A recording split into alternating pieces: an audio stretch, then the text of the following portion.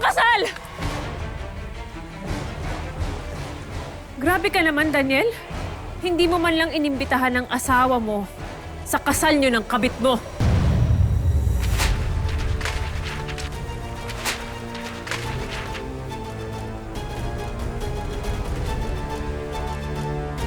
I am so sorry, Selena. But we cannot push through with the wedding.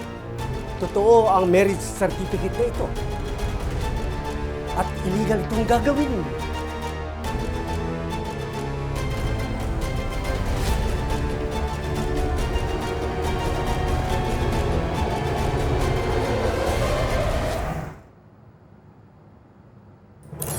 Mukhang marami-rami to ah. Uy! Wow! Thank you dito ha. You're welcome, Han. Para sa'yo talaga yan. O may isa pang surprise dyan, ha? Baby, ang daming pinadala ng daddy mo, oh! Oh! Di ba sa'yo to? iPad mo to? Baby, yung iPad ng daddy mo, dinala na sa'yo. Wow, tabi! Pinagay niya. Welcome, anak. Thank you po. Pero may mga rubber shoes dyan at mga t-shirt para sa'yo. Okay, hanapin mo na lang. Ay, ang cute! Grabe naman, Han. Mukhang nasaspoil yung bata sa'yo, ah. Dati nung ako yung nandyan sa New Zealand, isang pares lang ng sapatos yung kasya sa box kasi nga puro delata yung pinapadala ko, di ba? Dahil gusto kong makatipid. Ngayon, puro luho na, oh. Eh, alam mo namang kailangan nating magtipid para sa therapy ni JJ, di ba? Okay lang yan. Pero tsaka na ako babawi kasi na-extend yung kontrata ko na 6 months. Teka, 6 months? Akala ko pa naman nandito ka na sa pasukan. Alam mo naman na mahirap mag-enroll ng SPED sa sitwasyon niya. Tapos ngayon, mag-isa pa ako. Oo nga, Han, eh. Pasensya ka na. Pero 6 months lang naman, eh. Tsaka nandyan naman si Jelly para tumulong, di ba? Tsaka binigyan nila ako ng bonus dito. Kaya okay na rin. Basta mag-ingat ka dyan, ha? Alam mo naman na kayong dalawa lang ni JJ ang buhay ko. Okay, sige, Han. Usap na lang tayo ulit bukas. I love you. Oh, JJ, babay na daw sa daddy. Daddy, bye-bye po. Bye-bye, we love you! Bye, JJ. I love you.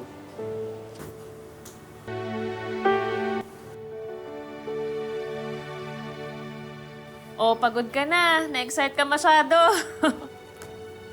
Yan, tuloy, pinawisan ka na. Baby, wag mong iwawala tong kwintas, ha? Importante to. Ano man mangyari, saan ka man mapunta, basta suot mo tong kwintas na to, safe ka palagi. Okay? Opo, Mami.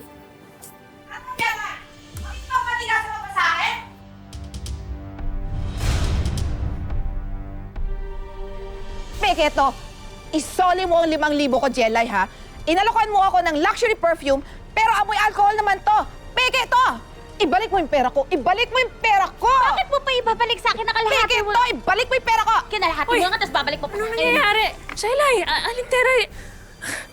Nakakaya po sa mga kapitbahay. Tama na po. Pagsabihan mo tong kapatid mo, Grace, ha? Lakas ng loob niya magbenta sa akin ng luxury perfume. Peke naman pala! Nabudol ako. Ginamit ko to sa event ko kagabi. Nag-amoy langis ako pag uwi ko. Ang pera ko, ibalik nyo. Kung hindi, ipapabarangay ko kayo. Aling Teray, wag naman pong ganun. Pasensya na po. Ako na lang po magbabalik ng pera. Magkano po ba yun? 5,000. Ibalik mo sa akin, 5,000 ko.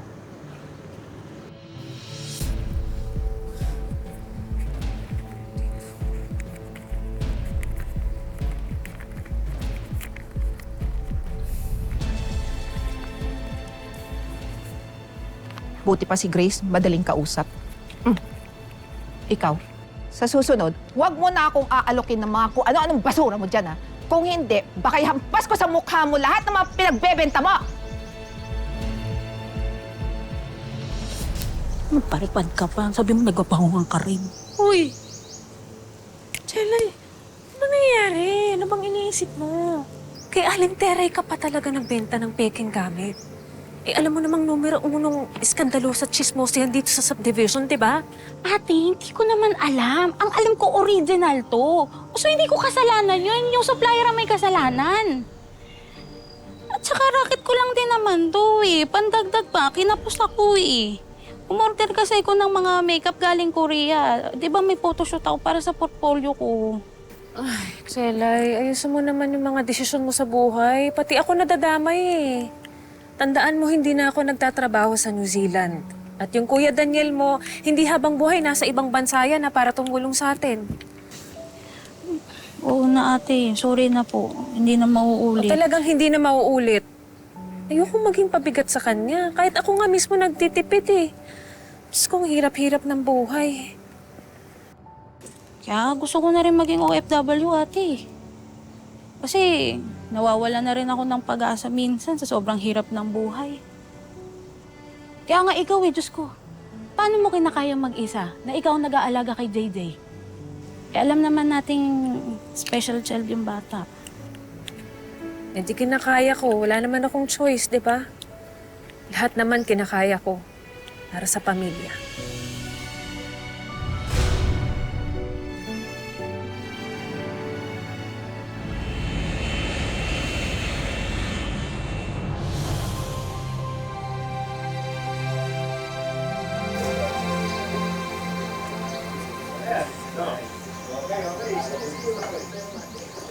Te, itong mga kamag-anak ni Kuya Daniel, nagsisilabasan lang kapag alam nilang may dalang balikbayan bak si Kuya. Yung jacket, parang sa'yo bagay ito, ano? Palitan mo na yan, ha? Oh, para sa'yo. Siyempre, para sa mga pinsan ko. Salamat po. Okay, okay. Sige. Check nyo na lang kung ano, ha? Kung bagay sa inyo yan. Pero mahal yan, ha? Ito. Thank you. Thank you very much, Kuya. Sa opisina mo, magagamit, di ba? Ganda, ganda ng kulay niyan. Hayaan mo na. Kamag-anak pa rin yan. Wala namang ambag sa normal yan. Grace, Ay, hello tita! Kamusta po kayo? ito okay naman. Uy, mukhang lalo ka naging blooming nang dumating si Daniel. Ay, salamat po. Kumain na kayo? Sa totoo lang, hindi ako masyadong makakain eh. Sa dami ng problema. Malapit na nga namin ipasara yung lechonan. Humina po yung order? Hindi sa order, Grace. Sa deliveries kami pinapatay. Diyos ko, ang presyo ng diesel, parang ginto. Kami nga, yung 1,000 karga namin ng sasakyan. Abot pa hanggang dulo ng linggo. Eh ngayon, 2 days lang empty tank na. Baka naman pwedeng makahiram kay Daniel. Kahit 20 mil lang. Pandagdag puhunan lang namin sa krudo at saka sa delivery. Sige, tita. Ako pong bahala. Kakausapin ko si Daniel mamaya. Salamat talaga, ha? Eh, wala pong anuman. God bless Sige. po. Wala talagang kupasin si Tita Lucena. Takas ng pag-amoy lagi kapag may galing ibang bansa. Kasi ikaw naman ate, nagpabudol ka na naman. Uy, Marinig ka. Ang galing mo.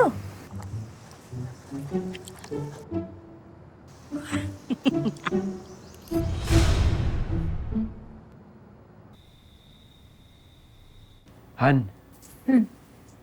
Tama na yan. Pahinga na tayo. Eh kasi baka bumaho tong mga damit mo sa maleta kung hindi ko aayusin.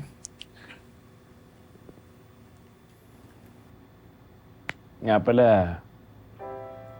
malapit na yung wedding anniversary natin. Naalala mo ba yung pangako ko sa'yo dati? Na pagbalik ko, ihaharap ulit kita sa altar. Naalala mo yan?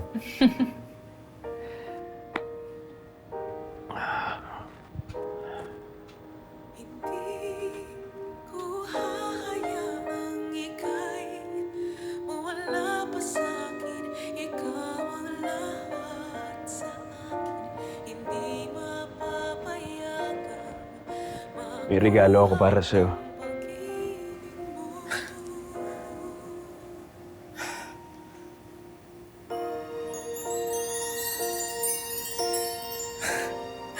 Para sa akin to?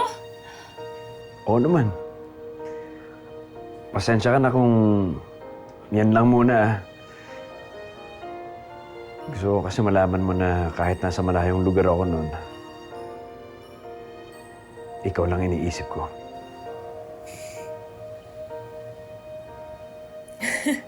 Halika, suotan natin. Sige.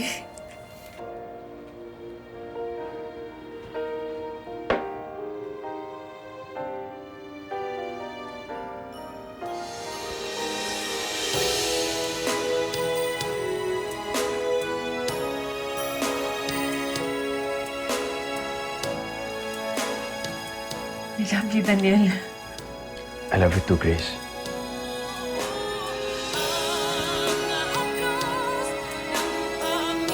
Halika, tulog na tayo.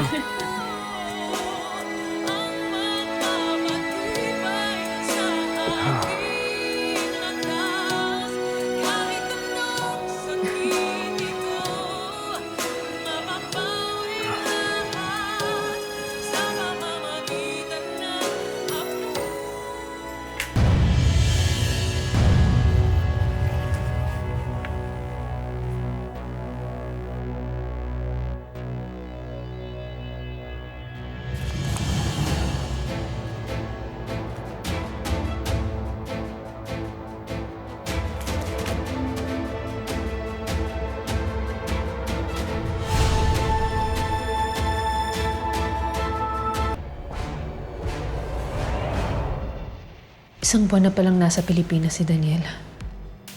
Pero ngayon lang nagpakita sa amin. Kanino siya umuwi? Grace, tama na yan.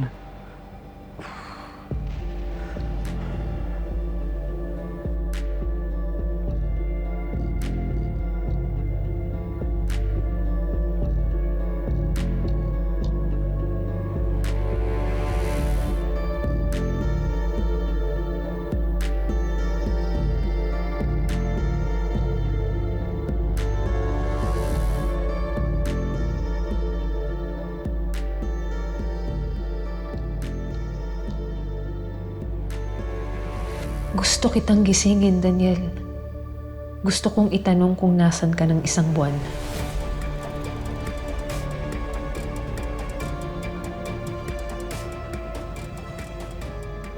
Pero natatakot ako. Natatakot ako na kapag sumagot ka, baka hindi ko kayanin ang maririnig ko. Kailangan ko munang makasiguro.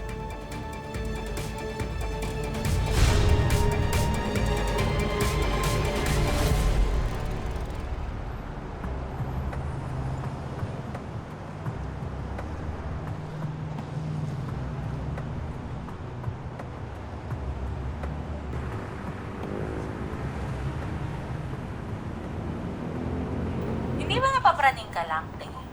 Baka naman mamaya may dinaanan lang kumpare si kuya. O kaya totoong meron lang siyang dinaanan. Huwag ka muna mag-isip ng malala. Ma-high blood ka pa niyan. Ang sabi niya, pupunta lang daw siya ng munisipyo. Sumunod ako, pero hindi siya doon pumunta. Tapos ngayon, hindi ko alam kung nasan kami. Tsaka alam mo ba, isang buwan na pala siyang nandito, Jaylay, pero hindi siya umuwi kaagad sa amin. Anong ginawa niya ng isang buwan?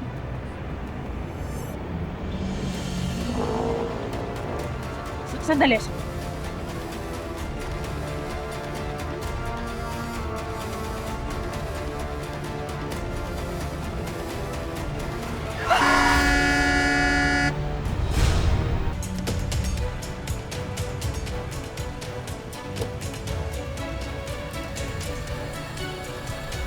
Grace? Grace Estrella? Selena Andrade? Hello! Hi! Grabe, it's you nga talaga, Grace! Ang tagal na natin hindi nakikita. Grabe, ibang-iba na yung itsura mo mula nung nag-New Zealand tayo. Ano ka ba? Ako lang to. I never got to thank you pala dun sa pagtulong mo sa akin bilang kaibigan when we were in New Zealand. Alam mo, ikaw nagbigay sa akin ng lakas ng loob to go on. Especially nung mga panahon na hirap ako at nadidepress ako kasi akala ko hindi na ako makakalakad ulit. Mabuti naman. Oh, and I have good news. I'm getting married next month. Wow! Congrats! I'm happy for you. So, sino ang maswerteng lalaki? Actually, ayoko muna sanang i-disclose yung pangalan niya kasi alam mo na, baka majing. Kilala ko ba siya? Secret muna ha. Okay, sige. Anyway, I have to go. Kasi imi-meet pa namin yung wedding planner and then my husband-to-be is actually waiting for me over there. So, Sige. I'll go ahead.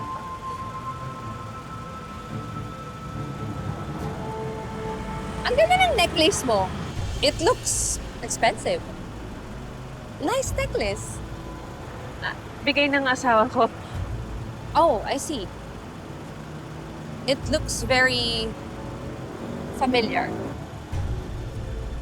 Anyway, I have to go. It was so nice seeing you again, Grace. Ito rin. Bye. Bye. Bye. Bye. Ingat.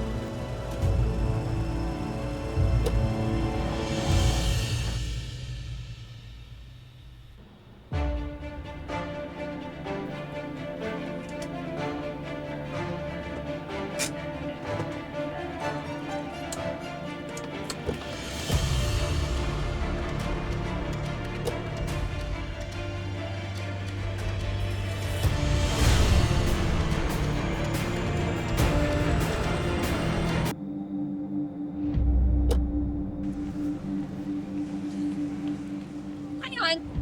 So? Oh, guess who I bumped into? Sino? Si Grace. Your wife. And I told her, I'm gonna get married. Selena, bakit mo ginawa yun? Hindi ba sinabi ko na sa'yo na ako na bahala? Masisira lahat ng plano ko. Eh, ang sa akin lang naman kasi, do you really need to go that far? Bakit kailangan mong umuwi sa kanya tapos patulog sa isang kama? Selena, I already told you. Kailangan kong isipin niya na okay lang kami. Kapag nakuha ko ng buo yung tiwala niya, mas madaling mapalapit sa akin si JJ. Okay, mas madali ko makukuha si JJ na hindi niya nahahalata. And do you really think it's gonna be that easy? Paano mo mapapaniwala yung judge na sa'yo dapat napunta yung bata? Well, kailangan kong unti-untiin na mapalapit sa akin si JJ. I'll have to prove to him na mas masaya akong kasama kaysa kay Grace. Para pagdating sa korte, si JJ na mismo ang aayaw kay Grace. Pero hindi ko magagawa yun kung nagpapakita ka at nangingialam ka. Masisira lahat ng plano ko. Wala akong pakialam sa batang yun. Bakit ko naman gugustuhin alagaan ng anak niya sa ibang babae? Pero kung si JJ lang ang tanging paraan para matahimik na tong si Daniel at saka tuluyan niyang putulin ang koneksyon niya kay Grace, fine, we'll do it. I'm sure. Alam mo ba kung ano yung iniisip ko kanina nung kausap ko si Grace? Ano? Couldn't stand the thought of you and her sleeping in the same bed. And I can't live thinking kung ano ba yung ginagawa ninyong dalawa pag hindi ako kasama. I'm sorry.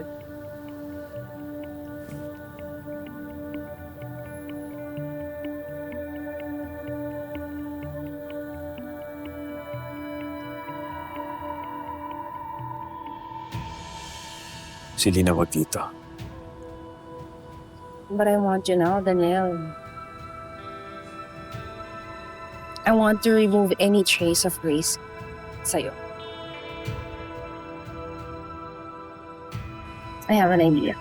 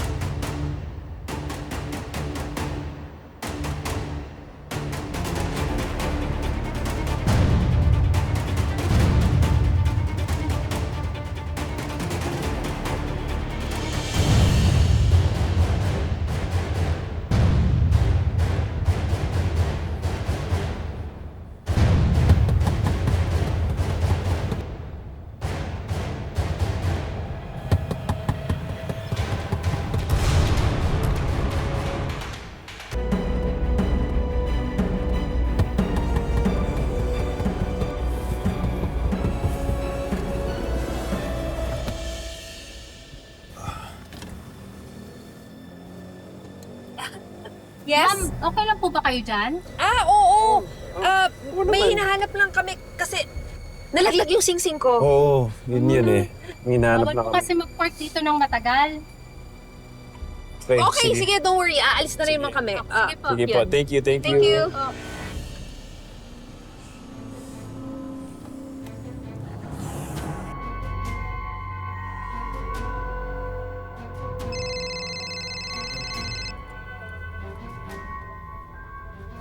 Si Grace. Hello, Han? Daniel, hello. Bakit din pa lang sumagot? Alas 12 na ng gabi Nagkita kasi kami nung mga pinsan ko sa kabilang barangay. Ngayon lang kami nagkita kaya nagkaayaan uminom. Nakakaya naman tanggihan. Is this turning you on? Daniel, sino yun? Boses ng babae. Hindi, yung radyo lang yun. Nakikinig kasi kami ng radio drama ngayon eh. Han, lobat na kasi ako. Tawagan na lang kita mamaya. Sige. Bye-bye.